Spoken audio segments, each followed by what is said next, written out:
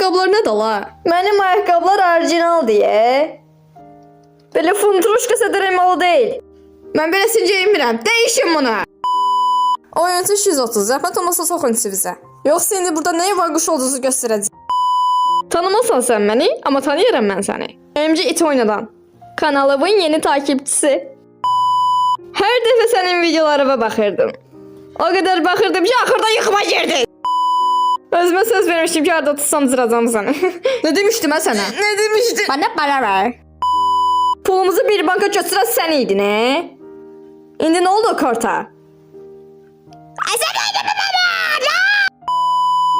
Əgər oyunda ölsən, qəbrini qazıb orada mən edəcəm səni. Sən də istəyirsən?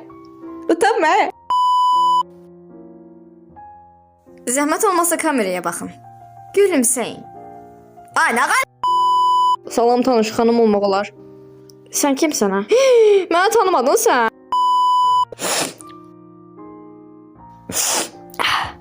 Zanlıyım, yaxşısan? Hə, yaxşı. Yox, inətəri. Söz sevmə. Al, marketdə günə baxan yağları 15 modelli qəpiyi yox, 13 manat 80 qəpiyi. Lan 11 modelli qəp idi bə.